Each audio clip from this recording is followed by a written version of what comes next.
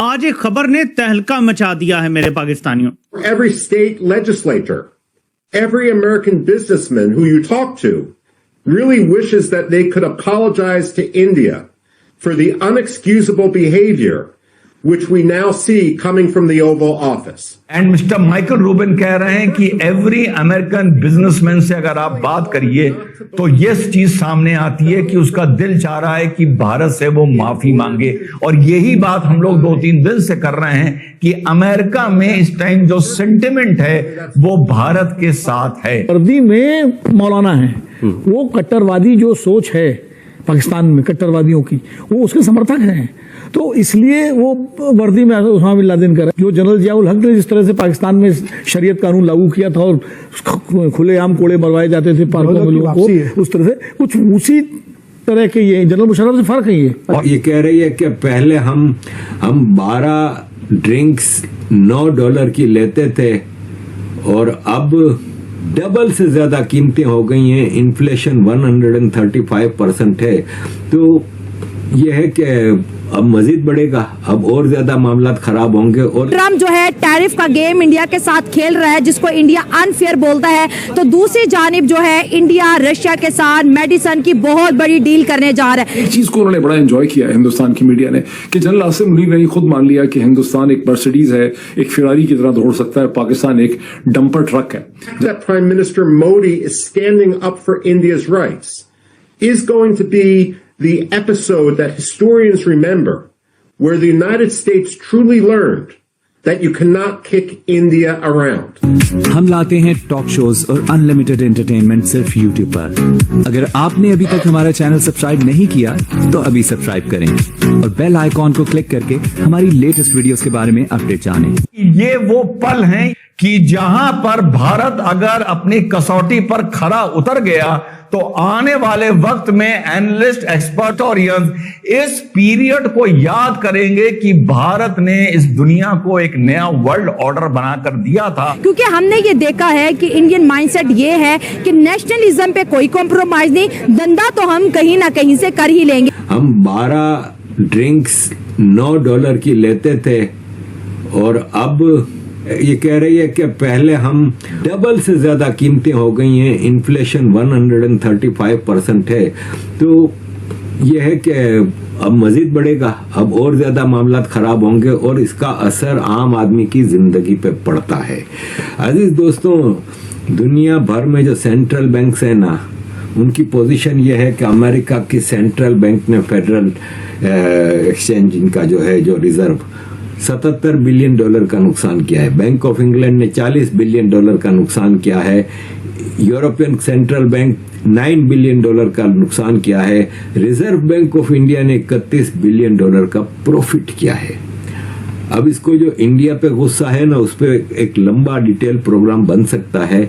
मसला यह है कि इसने कहा कि मैंने कश्मीर इशू पे इनका मसला हल कराया है। कश्मीर पे मोदी जी ने कहा बकवास कर रहा है, कुछ भी नहीं, इसने कुछ भी नहीं किया। इसने कहा मैंने इंडिया पाकिस्तान की जंग रुकवाई। मोदी जी ने कहा नहीं, बिल्कुल नहीं।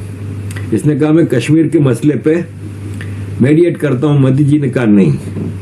इसने कहा मोदी जी को रशियन ऑयल लेना बंद करो, तो मोदी जी ने कहा नहीं। लेकिन बहरहाल अजीज दोस्तों, ये माइकल कुगलमैन कहते हैं कि ये बुलिंग है सिर्फ और सिर्फ क्योंकि सीज फायर का क्रेडिट मोदी जी ने इनको नहीं दिया। पाकिस्तान की हरकतें लोगों के दिमाग में ये सवाल खड़ा कर रही हैं कि क्या पाकिस्तान इस लायक बचा है कि उसको स्टेट भी बोला जाए। इनका कहना है कि जब मुनीर ने ये बकवास की और वो वहां पर पब्लिक में आई, तो या तो मुनीर को 30 मिनट के अंदर प्लेन में बिठाकर क्यूबा या बहामास भेज देना चाहिए था, और वहां आकर उसको पाकिस्तानी रिसीव कर लेते या वापस पाकिस्तान ले जाते, तुरंत उसे अमेरिका से देश निकाला सुना देना चाहिए। यहां पर बात हो रही है अब टैरिफ की, एंड मिस्टर माइकल रूबिन कह रहे हैं कि एवरी अमेरिकन बिजनेसमैन से अगर आप बात करिए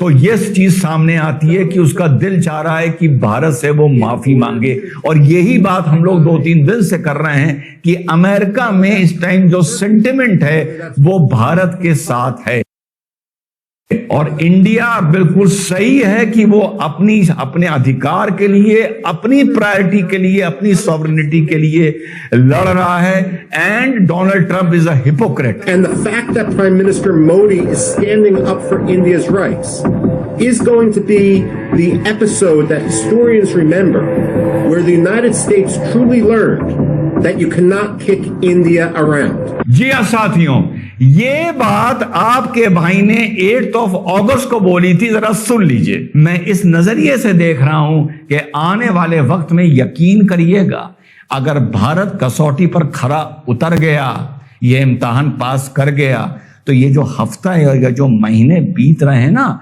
आने वाले वक्त में एनालिस्ट और हिस्टोरियंस भारत की डिप्लोमेसी, फॉरेन पॉलिसी को लेकर इस पीरियड को गोल्डन लेटर्स में लिखेंगे। जी हां, मैंने 8 अगस्त को बोला था कि ये वो पल हैं, ये वो हफ्ता है, ये वो महीना बीत रहा है कि जहां पर भारत अगर अपनी कसौटी पर खरा उतर गया तो आने वाले वक्त में एनालिस्ट, एक्सपर्ट और हिस्टोरियंस इस पीरियड को याद करेंगे कि भारत ने इस दुनिया को एक नया वर्ल्ड ऑर्डर बनाकर दिया था, जहां पर अमेरिका की हेकड़ी चलनी बंद हो गई थी।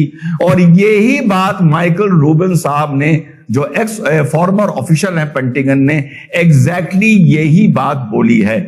आगे चलिए। They don't understand the ideological underpinnings of many terrorists. Asim Munir is Osama bin Laden in a suit. जी हाँ साथियों, फिर बोलते बोलते उन्होंने ये बोला, जब सवाल पूछा गया टेररिज्म पर, तो उन्होंने कहा अमेरिका अपनी नजरिए से, अपने कन्वीनियंस से और ग्रीवियंस से टेररिज्म को देखता है। ये एक आइडियोलॉजी है, और Asim Munir is Osama bin Laden in a tie. और किसी भी तरह का जो कंसेशन है वो इनकी विचारधारा को नहीं बदल सकता। और माइकल रूबिन ने यह तक बोला कि जैसा कि आपने वहां पर ओसामा के लिए एक ऑपरेशन चलाया था, पाकिस्तान के ऊपर यूएसए के नेवी सील्स को पैराड्रॉप होना चाहिए, और इनके जितने भी न्यूक्लियर असेट्स हैं उन्हें अपने कंट्रोल में ले लेना चाहिए। और माना यह जा रहा है कि ऑलरेडी पाकिस्तान अपना न्यूक्लियर वेपन का जो ऑपरेशनल जो उसका सॉफ्टवेयर है, उसका कोड अमेरिका के साथ शेयर कर चुका है, और अमेरिका ही इनके वेपन्स को आने वाले वक्त में अगर जरूरत पड़ती है तो कंट्रोल करेगा। तो भारत ने मुनीर पर क्या बोला, किसी ने क्या बोला, एक अलग बात है, लेकिन 2-3 बातें जो निकल के आ रही हैं कि अमेरिका में सेंटिमेंट इस टाइम, अगर आप टैरिफ के पॉइंट ऑफ व्यू से देखें तो भारत के साथ है, पाकिस्तान के पॉइंट ऑफ व्यू से देखें तो भारत के साथ है। और 8 अगस्त को यह बात मैंने बोली थी, और मैं बार बार बोल रहा हूं कि अगर इस टाइम भारत और नरेंद्र मोदी कसौटी पे खरे उतर गए तो ये जो यूनिपोलर वर्ल्ड बनाना चाह रहा है डोनाल्ड ट्रंप, ये मल्टीपोलर वर्ल्ड जो बनेगा, पूरी दुनिया इस टाइम भारत की तरफ देख रही है, जहां तक चाइना को भी डोनाल्ड ट्रंप कंसेशंस दे रहा है। एक्चुअली धरातल पर भारत का कद और भारत का रौला और जलवा यहां से एक छलांग लेकर यहां पहुंचेगा, और उसी दिन का इंतजार है, और मुझे यकीन है वो दिन बहुत जल्दी आएगा। तो आपको ये वीडियो कैसा लगा कमेंट बॉक्स में जरूर लिखिए। इस वीडियो को लाइक कीजिए, शेयर कीजिए, सब्सक्राइब करना ना भूलिए आपके चैनल EFC और जेड को। मिलते हैं अगली वीडियो में। जय हिंद।